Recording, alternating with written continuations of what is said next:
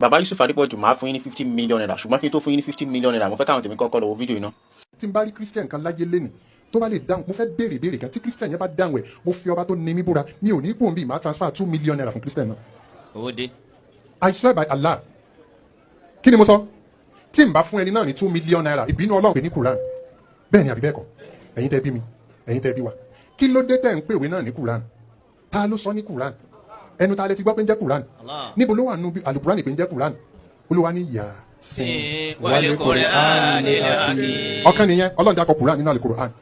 Inna haza al-Qur'an yahdi lillati hiya aqwam qaf wal Qur'anul Majid. Qur'an mà nìyẹn. Afala yatadabbaruna al-Qur'an. Afala yatadabbaruna al-Qur'an. Walau kana min indi ghayrillahi lawajadu fi ikhtilafan kathira. Inna anzalna hadha al-Qur'ana litashqa. Now, ẹ wá wòye gbogbo bí tẹ́ ń lọ nínú Al-Qur'an. Ẹ wá mú Qur'an jáde nínú Al-Qur'an. Àti wo mo fẹ́ ká tú pàtì kan wò nínú fídíò tá a wò tán yìí tó yẹ sí pé ó possible ká má fura sí pàtì yẹn. Inna anzalna hadha al-Qur'ana litashqa. Now, Àti wo ẹ máa di pé wọ́n ka verse kan nínú pàtì tí mo ní ká tún gbọ́ yìí. Bàbá Yusuf Adépọ̀jù mo challenge yín àtẹ̀yìn àti mòlídìí yín àti mùsùlùmí tó bá tún fẹ́ lọ́wọ́ kun yín kẹ́ ẹ mú verse tẹ̀ kà náà ẹ mú verse náà jáde nínú Kùránì ẹ mú wá fún wa níbi tí verse náà wà nínú Kùránì tẹ́ bá fi lè mú jáde máa fún yín ní 50 million naira tẹ́ bá fi lè mú jáde máa fún yín ní 50 million naira. Ẹ ń kàkà kúkà ẹ wá mọ the funnest part is that the funnest part òun ni ìtumọ̀ nǹkan tó kà yẹn tẹ́lẹ̀ sọ túmọ̀ ẹ̀ fún yín tó bá fẹ́ kí n sọ túmọ̀ ẹ̀ fún ẹ bá mi kọ́kọ́ share fídíò yìí kọ́kọ́ bá mi share fídíò yìí kó dé tí gbọ́ wọn ìrọ̀sán kan rí challenge yìí máa fún yín ní 50 million naira àtẹ̀yìn àti mòlídìí àti anybody tó bá fẹ́ support yín máa fún yín ní 50 million naira kẹ́ mú verse náà jáde ẹ bá mi share ìtumọ̀ verse yìí òun nìkan ìtumọ̀ nǹkan tó kà yẹn òun ni pé inna anzalna hadha al-Qur'ana àbí bò náà tẹ̀lé ká inna anzalna hadha al-Qur'ana litashqa àwa la sọ Qur'an yìí kalẹ̀ kó o lè sórí ibú òun nìkan tó kà jẹ́ wọ́n ń ṣe ìpele yín lórí wọ́n kàkà ẹwà àwọn olódo ẹwà àwọn akúrí tẹ́ fi ṣaṣáájú tán tútukútu fún yín tán kàkà ẹni tí ò mọ̀ kankan nípa ẹ̀sìn ẹ̀ tó ya olódo ṣóun ló ń tú báìbù fún yín òun lọ fún yín pé báìbù ti corrupt òun lọ sọ fún yín pé báìbù Christianity kò dáa tó Islam ló dáa jù ẹ̀rọ sàn ten sponsor pẹ̀lú billions àbí ẹ̀rọ sàn ẹ̀dẹ̀ jòkó síbẹ̀ wọ́n ń ṣe ìpele yín lórí pé wọ́n sọ Kùránì kalẹ̀ kẹ́ ẹ lè sórí gbogbo yín bẹ́ẹ̀ ṣe jòkó lẹ́kọ̀ọ́ kan nǹkan tó sọ fún yín pé Kùránì tẹ́ gbé lọ́wọ́ yẹn wọ́n sọ kalẹ̀ fún yín kẹ́ gbogbo yín kẹ́ lè sórí ibú ni kí Muhammadu lè sórí ibú kí gbogbo yín lè sórí ibú papọ̀ ẹ̀rọ sans àwọn tẹ́ ń kówó fún nìyẹn tẹ́ fi ṣaṣáájú tẹ́ ní ká máa bà báíbù jẹ́ tẹ́ ní ká máa tú báíbù kẹ́ ní ká máa preach Islam àbí bẹ́ẹ̀ kọ́ ni right. ẹ bá mi tag àwọn afa ẹni mo dẹ̀ rọ ẹyin tèmi ká share video because we need to liberate our people. well àwọn àmọ́ ìpín wọn sọ Kùránì kalẹ̀ fún yín kẹ́ lè sórí ibú náà ni kí Muhammadu lè sórí ibú àtàwọn tí wọ́n bá tún tẹ̀lé ìwọ tó bá ti fẹ́ sórí ibú tètè ya dẹ̀yìn lẹ́yìn Muhammadu. Bàbá Yusuf Adépọ̀jù náà ti jẹ́ lóńtẹ̀ báyìí pé wọ́n sọ Kùránì kalẹ̀ fún yín kẹ́ lè sórí ibú ni o ó ti yé. So now ẹ jẹ́ ká lọ sínú Bible 2 Timothy 3:16 wọ́n sọ̀rọ̀ kan bẹ́ẹ̀ verse 9 tó sọ pé all scripture is God breathed and is useful for teaching. All scripture ń bẹ kí náà pè ní Bible ẹ jáde ṣàlàyé fáwọn èèyàn kí náà pè ní Bible ìtumọ̀ Bible náà ni all scripture àkójọpọ̀ scripture náà pè ní Bible you understand so then all scripture ó mention you understand ó mention by meaning. So now mo fẹ́ bèrè question lọ́yìn Quran aya Quran kan wà tó sọ pé inna nahnu nazzalna dhikra wa inna lahu lahafidhun àwa la sọ dhikru kalẹ̀ àwa la dẹ̀ sọ ó sọ ní Suratul Baqarah náà wípé alif lam mim dhalikal kitab ó pè ní alkitab ó pè ní Quran ok ibi tó ti pè ní dhikru àti ibi tó ti pè ní alkitab yẹn ṣé Quran lórí verse ń bẹ àbí kò rí verse Quran ṣé Quran mention ara ẹ̀ nínú verse yẹn fún ara ẹ̀ gẹ́gẹ́ lóhùn fún ara ẹ̀ àbí kò mention ó ti yé ṣé kò mention lóhùn nìkan bó ṣe wà yẹn nínú ibi tó ti pè ní dhikra ó pè láwọn orúkọ oríṣiríṣi al-Furqan àti bẹ́ẹ̀ bẹ́ẹ̀ lọ al-Huda ó pè ní Huda ó pè lóríṣiríṣi nǹkan understand so bá a ṣe kọ nílé kí ó ń gbà yẹn ok àwọn ibi tó ti pè láwọn orúkọ tí ì ṣe al-Qur'an tí ì ṣe gbólóhùn Qur'an yẹn kì í ṣòun ló ń bá wí kò rí fáṣẹ ara ẹ̀ níbẹ̀ yẹn àbí ẹ̀yin ló do akúrí òṣì. inna anzalna hadha al-Qur'ana litashqa àwa la sọ Qur'an yìí kalẹ̀ kó o lè sórí ibú òun nìkan tó kàjẹ́ wọ́n ń ṣe ìpele yín lórí wọ́n kàkà ẹwà àwọn olódo ẹwà àwọn akúrí tẹ́ fi ṣaṣáájú tán tútukútu fún yín tán kàkà ẹni tí ò mọ̀ kankan nípa ẹ̀sìn ẹ̀ tó ya olódo ṣóun ló ń tú báìbù fún yín òun lọ fún yín pé báìbù ti corrupt òun lọ sọ fún yín pé báìbù Christianity kò dáa tó Islam ló dáa jù ẹ̀rọ sàn ten sponsor pẹ̀lú billions àbí ẹ̀rọ sàn ẹ̀dẹ̀ jòkó síbẹ̀ wọ́n ń ṣe ìpele yín lórí pé wọ́n sọ Kùránì kalẹ̀ kẹ́ lè sórí gbogbo yín bẹ́ẹ̀ ṣe jòkó lẹ́kọ̀ọ́ kan nǹkan tó sọ fún yín pé Kùránì tẹ́ gbé lọ́wọ́ yẹn wọ́n sọ kalẹ̀ fún yín kẹ́ gbogbo yín kẹ́ lè sórí ibú ni kí Muhammadu lè sórí ibú kí gbogbo yín lè sórí ibú papọ̀. kò lè jọ wá lójú nígbà tí kèfèrí bá ń sọ̀rọ̀ ẹ rí wípé ohun tí arákùnrin ohun tó sọ nínú fídíò yìí àti gbogbo àwọn àléébù tó fi kan Al-Qur'an àti àwọn ọ̀rọ̀ tó sọ sí àwa mùsùlùmí kò yẹ kó jọ wá lójú kí lẹ expect látọ̀dọ̀ ẹni tí ó jẹ́ ọ̀tọ̀ Ọlọ́run tí bínú Ọlọ́run wà lórí ẹ̀. àmọ́ ìpín wọn sọ Kùránì kalẹ̀ fún yín kẹ́ lè sórí ibú náà ni kí Muhammadu lè sórí ibú àtàwọn tí wọ́n bá tún tẹ̀lé ìwọ tó bá ti fẹ́ sórí ibú tètè ya dẹ̀yìn lẹ́yìn Muhammadu. Bàbá Yusuf Adépọ̀jù náà ti jẹ́ lóńtẹ̀ báyìí pé wọ́n sọ Kùránì kalẹ̀ fún yín kẹ́ lè sórí ibú ni o. Al-Qur'an náà kò sí àṣìṣe kankan nínú rẹ̀. Ọlọ́run ọba Allah ò lè ṣe àṣìṣe ẹ sì lè bá àṣìṣe kankan nínú Al-Qur'an ọlọ́run ti sọ́nà Al-Qur'an lọ́pọ̀lọpọ̀ àìmọye ìgbà pé tí ìbá ṣe ọ̀dọ̀ èmi ọlọ́run Allah ló ti wá ẹ bá ti rí ọ̀pọ̀lọpọ̀ àtakò contradiction abnormalities. bẹ́ẹ̀ ni Allah lè ṣe mistake láíláí mistake bíi ti báwo àyàfi khuliqa min ma'in dafiq yakhruju min bayni as-sulbi wat-tara'ib adá ọmọ ènìyàn láti bí àtọ̀ tó ń jáde láti bí ìbára di bàbá àti gbáyà ìyá àyàfi yẹn nìkan ó àtúnfi tó àmì Suratul Furqan ṣá ẹ̀rọ sọ́nà ìjọ tí ń sọ pé alam tara ila rabbika kayfa madda dhil ولو شاء لجعله ساكنا ثم جعلنا الشمس عليه دليلا orí bí Olúwa lè ṣe shade ni shade which is òjìji tó máa ń tẹ̀lé wa kiri orí bí Olúwa lè ṣe shade wa rojọ́ díẹ̀ lọ síwájú wa ní ثم جعلنا الشمس عليه دليلا lẹ́yìn náà wá ṣe oòrùn ní evidence òjìji oh my goodness a ṣe oòrùn ní evidence òjìji àbí òjìji ní evidence oòrùn kò possible kí oòrùn jẹ́ evidence òjìji náà òjìji ní evidence because al-atharu yadullu ala al-mu'aththir al-atharu huwa alladhi yadullu ala al-mu'aththir erípa ló máa ń tọ́ka sí nǹkan tó fi erípa kalẹ̀ oòrùn ló fi shade kalẹ̀ so shade ló máa jẹ́ ẹ̀rí wípé oòrùn wà ó jẹ́ báyìí nísìnyí so nítorí pé erípa tí nǹkan bá fi kalẹ̀ ló máa ń tọ́ka sí erípa nǹkan tó fi erípa yẹn kalẹ̀ for example ó jí láàárọ̀ ó sun oorun tó deep lálẹ́ oorun yẹn deep gan tó ìgbà tó máa fi jí láàárọ̀ ó ṣílẹ̀kùn owó ta gbogbo ilẹ̀ ti kún lọ omi ilẹ̀ tutù lọ ó jẹ́ báyìí nísìnyí so ẹ̀rí ló jẹ́ wípé òjò rọ̀ mọ́júmọ́ ni ó yẹ báyìí nísìnyí so erípa tí òjò tó rọ̀ mọ́júmọ́ tó fi kalẹ̀ òun ni ilẹ̀ tó tutù yẹn so ilẹ̀ tó tutù ló máa tọ́ka sí wípé òjò rọ̀ mọ́júmọ́ kì í ṣe pé òjò rọ̀ mọ́júmọ́ ló máa tọ́ka sí ilẹ̀ tutù so erípa tí òòrùn fi kalẹ̀ òun ni bòjì àbí òjìji òun ló máa tọ́ka sí òòrùn so Allah kò ṣe mistake bí kankan o àyàfi bí ìbáyìí nìkan kò dẹ̀ possible kálá ṣe mistake atọ́ kò possible kálá ṣe mistake rárá àyàfi ìbáyìí nìkan tó sọ wípé thumma ja'alna ash-shamsa 'alayhi dalila lẹ́yìn náà wá ṣe òòrùn ní ìtọ́ka sí a ṣe òòrùn ní evidence òjìji ẹ̀yin tèmi má jẹ́ ká gbàgbé ká like video yìí ká share ká comment nínú comment wa máa rí àwọn àǹfààní bẹ́ẹ̀ mo tún máa kẹ́kọ̀ọ́ mẹ́kọ̀ọ́ even ó máa ràn mí lọ́wọ́ gan láti tún fi prepare ara mi mọ́ nínú video mi tí mo bá tó fẹ́ drop you understand so a ní láti pàwọ́ pọ̀ jọ ṣiṣẹ́ yìí ni o ẹ like ẹ share ẹ comment at least ẹ tẹ̀ wá like ẹ ṣe. so nǹkan tó yẹ ká là sọ ni wípé alam tara ila rabbika kayfa madda dhil walau sha'a laja'alahu sakina thumma ja'alnahu dalilan 'ala ash-shams kì í ṣe thumma ja'alna ash-shamsa 'alayhi dalila tó bá dijọ́ mi ká là má sọ̀rọ̀ báyẹn mẹ́ bá wa sọ fún you understand. pẹ̀lú ògo ti Ọlọ́run ọmọ ẹ̀dẹ́ ènìyàn ló máa ń ṣàṣìṣe. Anyway, bàbá Yusuf Adépọ̀jù fẹ́ máa ṣe bí ẹni pé gáà yẹn nìkan ló dá mistake yẹn ṣe kò ń ṣàwọn ẹ̀rọ sàn meanwhile wọ́n dẹ̀ jọ ń kà ibi tí manipulation yẹn ti bẹ̀rẹ̀ nìyẹn. inna haza al-Qur'an. You understand ṣe pé èmi mọ̀ nínú mo ti mọ àwọn fídíò wọn oríṣiríṣi mo ti mọ orí èèyàn tán jẹ́ you understand so manipulation ló ń pè ẹ fẹ́ ṣe bí ẹni pé even àwọn èèyàn wọn kan náà ní comment section mo rí pé wọ́n fẹ́ máa divert àṣìṣe yẹn sórí gáà yẹn nìkan meanwhile wọ́n jọ ń kà ní bí ohun gáà yẹn ló kàn láwùjọ Malam Yusuf náà ń kà lábẹ́lẹ̀ in fact wọ́n jọ parí ẹ̀ ní wípé lè tẹ́ kó lè sórí ibú. now you understand so wọ́n jọ parí ẹ̀ ní tó túmọ̀ sí pé wọ́n jọ ń kà ní àkọ́sórí nǹkan tó ti jọ há sórí cramming ni nǹkan tó ti jọ há sórí nígbà tó ń bọ̀ wá sórí ètò ni wọ́n jọ kà ẹ máa rí pé wọ́n dẹ̀ farabalẹ̀ ká ni irọ́ lásán ni pé mistake kì í ṣe mistake n tó ṣẹlẹ̀ yẹn was out of ignorance kì í ṣe pé normal mistake tíyàn máa ṣe you understand so ó dàbí kíyàn fẹ́ lọ ṣe exam kó wá kó bí 5 minutes kó ṣe máa wá kàwé kó wá kọ rubbish sínú paper kó wá sọ wípé o ṣe mistake ni no o ṣe mistake o serious ni aláìmọ̀kan dẹ̀ ni ẹ́ ó ti bẹ́ẹ̀ nísìn so ẹ fi confidence lẹ́ fi kà ẹ rush rárá inna anzalna èyí bẹ́ẹ̀ ṣe ń kà nìyẹn. inna anzalna hazal qur'ana litashqa. now tí mo fẹ́ mímí kì í tí mo rí pé yẹn ti gùn jù ẹ farabalẹ̀ fà á ni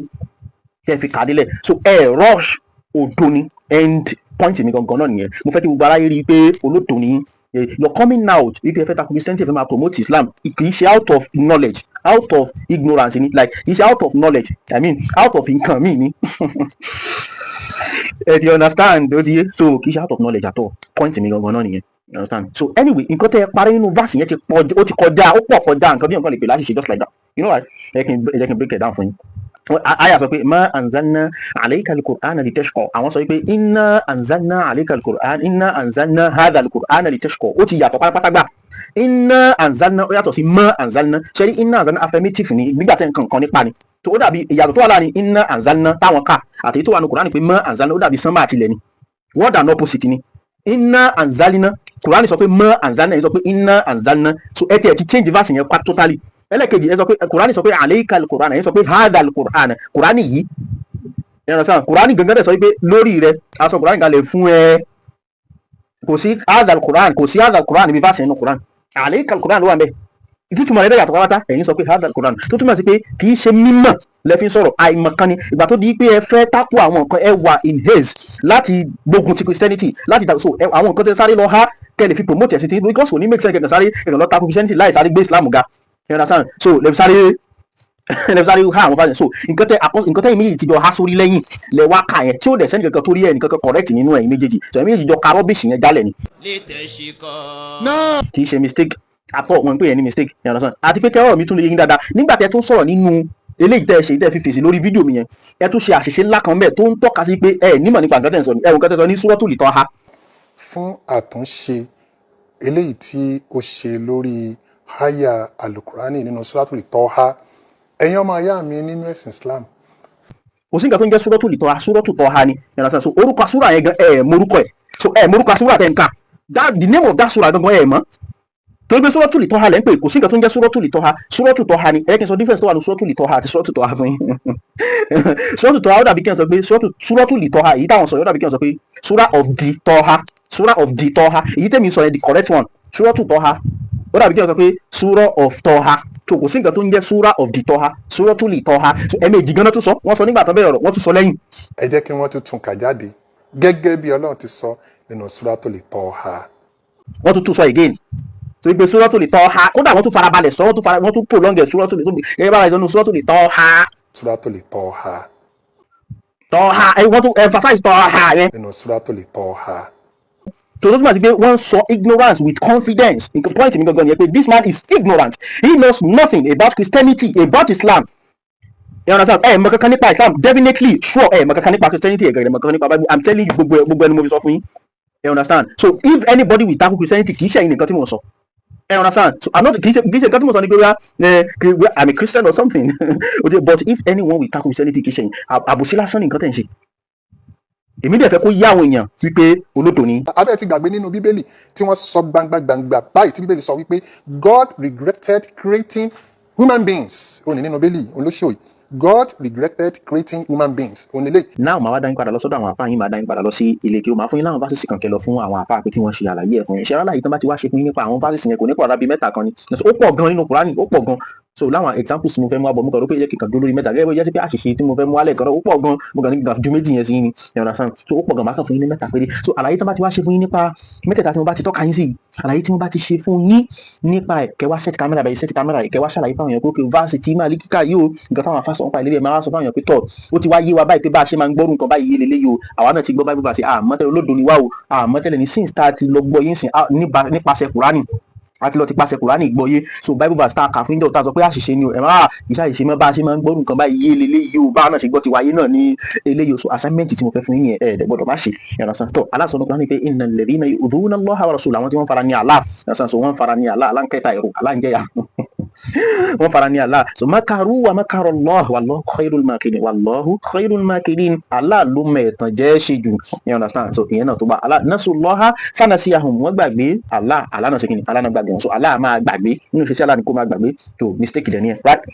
nínú ìṣesí Allah ni kó máa gbàgbé nínú ìṣesí Allah ni pé ara máa ń ní nínú ìṣesí Allah ni pé Allah ló máa ń dètè Allah máa ń tàyàn Allah ló mẹ́tàn jẹ́ ṣe jù ẹ̀sán tó ẹ wá lọ kọ́ àwọn bá sì lọ kó bá àwọn afáàní kan ṣàlàyé fún yín tẹ́ bá tí wọ́n ti wá ṣàlàyé fún yín tán ẹ jáde síta kẹ wá ṣàlàyé ẹ̀ fáwọn yẹn pé ok tí mo bá sì bá ṣe máa gbọ́ ilé gbogbo aló clear wípé ìgbàgbé náà sọ́nbẹ̀ ìgbàgbé ni gbogbo àwọn words tán lò words tí gbogbo àjọmọ̀ náà ni words táwọn àwọn ọmọ ènìyàn jọmọ̀ láyìn ara wa náà ni tó ìgbàgbé náà pè ní nasiya Allah máa gbàgbé according to those verses iṣẹ́ ọkàn ó ti báyìí nísìnyí so ara máa ní Allah àdíyàtúbọ̀ ara ní Allah gangan so bákan náà Allah máa dìtẹ̀ ẹlẹ́tàn Allah máa ń tàyàn ṣe ti understand so àwọn èdè tó lò yẹn ẹ lọ gbé báwọn àfáàgbé bóun náà ṣe defend ẹ bóun náà ṣe ṣàlàyé tó bá ti wá ṣe tẹ́wọ́n sọ pé àmọ́ tá à ń sọ ni o ó ti wáyé wa báyìí ẹ dáríjì wá ẹ tọrọ àforíjì pé ó kìkì ṣàṣìṣe mọ́ o torí pé a ti lọ gbọ́ yé níbi ibòmí tàbí kẹ̀lẹ́ yóò lè jẹ́ sí pé bóyá ẹ mọ̀ tẹ́lẹ̀ mo mọ̀ kí ẹ mọ̀ náà you understand so bóyá tẹ bá ká nípa ẹ fẹ́ claim pé ẹ mọ̀ ẹ kàn sọ fáwọn èèyàn wípé tọ̀ àbòsí lẹ ṣe o you understand so àníṣerú ẹ mọ́ o now back to verse stand for gangan so that verse tí ẹ gbé síra wọn tẹ tú nítorí tẹ ba ayé ẹ jẹ́ totally okay why tí ò ṣe jẹ́ tẹ́yìn ò ṣe kà á why tẹ́yìn ò ṣe kà ẹ fẹ́ sọ pé torí pé ẹni tó ń ẹ loud nígbà tẹ́ ń kà ìyẹn ni kóhùn náà ni kó kà àbí torí pé òun ni òun bá yín kà lẹ́yìn tàbí ṣé nǹkan tẹ́ fẹ́ sọ ni no ìgbà tẹ́ ń sọ̀rọ̀ yẹn ẹ lọ síbi tẹ́ ẹ sọ̀rọ̀ lọ direct náà ẹ sì mention brother yẹn. mo kí ọmọ ìyá mi afáwa Munirudeen Abdulhamid Salako fún àtúnṣe eléyìí tí ó ṣe lórí háyà alukurani nínú suratul Tọ́há ẹ̀yin ọmọ ìyá mi nínú ẹ̀sìn Islam kò lè jọ wá lójú nígbà tí kèfèrí bá ń sọ̀rọ̀ ẹ rí wípé ohun tí arákùnrin ohun tó sọ nínú fídíò yìí àti gbogbo àwọn àléébù tó fi kan alukurohan àti àwọn ọ̀rọ̀ tó sọ sí àwa mùsùlùmí kò yẹ kó jọ wá lójú kí lẹ expect látọ̀dọ̀ ẹni tí ó jẹ́ ọ̀tọ̀ Ọlọ́run tí bínú Ọlọ́run wà lórí ẹ̀. gbàtẹ́yìn fẹ́ bẹ̀rẹ̀ ọ̀dọ̀ tí ẹ padà sọ́yọ̀ ọ̀dọ̀ wọn díẹ̀ kó tó di bí ẹ tẹ̀síwájú láti bẹ̀rẹ̀ máa mú àwọn bible verses wá ẹ ti rí another manipulation yẹn o láti fi tọ́nà ọ̀rọ̀ nǹkan tí mo dẹ̀ sọ gbẹ́gbẹ́ nínú defense tí mo ṣe fún bible verse yẹn ẹ sọ̀rọ̀ nípa ẹ̀ náà tó túmọ̀ sí pé mo right if the bible really mention itself ẹ rà sáà so ẹ mọ̀ pé ẹ sọ̀rọ̀ nípa yẹn náà ìyẹn lẹ́gbẹ̀ẹ́ kan so why tẹ́yìn ò ṣe ka verse yẹn fúnra yín ní lárúbáwá verse tọkùnrin ẹ àtúnṣe tọkùnrin yẹn ṣe yẹn kẹ́yìn náà ṣe ká kódà ìgbà tẹ́ ẹ fẹ́ sọ̀rọ̀ ní lọ síbi verse yẹn again pé ká tuntun verse yẹn gbọ́ ọ̀rọ̀ ọkùnrin yẹn lẹ play again. ẹ jẹ́ kí wọ́n tún kà jáde gẹ́gẹ́ bí Ọlọ́run ti sọ nínú Suratul Taha. ẹ sọ̀rọ̀ pé ọ̀dẹ̀ làwọn ní gbogbo yẹn ló lè gọ̀ kí ṣé gbogbo yẹn ló lè ya òpònú ẹ ọ̀rọ̀ sáà so ìgbà tẹ́ fẹ́ mẹ́nu bàbá ìgbà tẹ́ fẹ́ jàjà mẹ́nu padà lọ síbi verse yẹn ẹ tún play ni bẹ́ẹ̀ tí ẹ kàn kán tó jẹ́ ẹ tí ẹ mẹ́nu kẹ́ ẹ tí ẹ gbìyànjú kẹ́ ẹ tí ẹ ká ó túmọ̀ sí pé mọ́ ni nǹkan tí mo sọ nìyẹn pé gbogbo nǹkan tẹ̀ ń ṣe out of ignorance ni kì í ṣe pé mistake kankan anything tẹ́ bá jálù lé ní ignorance ni nítorí pé orúkọ súrà yẹn gan mo orúkọ súrà báwo lẹ fẹ́ mọ̀ nǹkan tó wà nù súrà. Aya alukurani nínú Suratul Taha ẹ jẹ́ kí wọ́n tún kà jáde gẹ́gẹ́ bí Ọlọ́run ti sọ nínú Suratul Taha. ó ti yé so ẹ lè ká tó bá wá dá yín lójú wípé tọ̀ mo kàn ń jánu ni mo kàn ṣe kíní kan ni o tó bá ṣúọ̀ fún yín ẹ jáde kẹ tó sẹ́ẹ̀tì kámẹ́rà báyìí kẹ ẹ wá dá verse yẹn kà fúnra yín ẹ má wá dàgbà torí pé ẹ ti lè practice ẹ̀ fún bí ọjọ́ mẹ́ta àbí látàrọ̀ dalẹ́ kẹ máa practice ẹ̀ kẹ máa làágùn kó ti padà wá dán lẹ́nu yín àbí kó ti padà wá yé yín ẹ ọ̀nà tán so ẹ ka bí verse mẹ́ta tẹ̀lé ìgbà tí wọ́n máa fi ka bí verse mẹ́ta tẹ̀lé verse yẹn yẹlé yẹn ẹ ka verse yẹn kẹ wá ka bí verse mẹ́ta ìgbà tí wọ́n máa fi ka verse mẹ́ta tẹ̀lé so àṣírí yín máa tú afẹ́fẹ́ máa fẹ́ a máa rí fòrò adìyẹ ẹ ọ̀nà tán so point mi gbogbo nǹkan tí mo ṣe ní ibi alákọ̀ọ́kọ́ àtìlẹ́yìn ni pé láti fi hàn aráyé wípé gbogbo nǹkan yòówù tẹ́ bá wù kẹ́ ẹ sọ kò ṣàṣìṣe kankan àìmọ̀ kan ni ẹ nímọ̀ nípa Islam ẹ nímọ̀ nípa Christianity and if anybody will tackle Christianity kì í ṣe Islam kì í ṣe mùsùlùmí like kì í tún wáṣẹ̀ yín bàbá Yusuf Adépọ̀jù kì í tún wáṣẹ̀ yín. ẹ jẹ́ kí wọ́n tún kà jáde gẹ́gẹ́ bí Ọlọ́run ti sọ nínú Suratul Taha. ẹ kéré ẹ wẹ ẹ bìlò gan ẹ rẹ nínú ìmọ̀ nínú intelligence nínú everything you know nothing about both Islam and Christianity ṣe understand so nǹkan tí màá tẹ̀ máa pe bó jẹ́ ṣe wáyé màá mú yín sọ́wọ́ ẹ understand so a ṣẹ̀ṣẹ̀ bẹ̀rẹ̀ ni so ẹni tó bá fẹ́ part 2 kó bá mi share video because part 2 ń bọ̀ máa ṣe part 2 wọ́n sì mú àwọn bible verses wá màá wá defend àwọn bible verses fún yín kẹ́ ẹ bá wá sure ẹ sọ pé defend ṣe àpé mo defend aláwọ̀ kọ́yìn ẹ sọ̀rọ̀ nípa ẹ̀ mọ́ so màá tún wá defend àwọn bible verses tẹ́ sọ yẹn ẹ̀rọ tẹ́ tún mú wá yẹn màá defend wọn lẹ́yọ kọ̀ọ̀kan màá sọ tẹ́ bá tó bẹ́ẹ̀ tẹ́ mọ̀ wípé yes ẹ dájú tó ẹ wá counter àwọn defense tí bá ṣe fún wọn.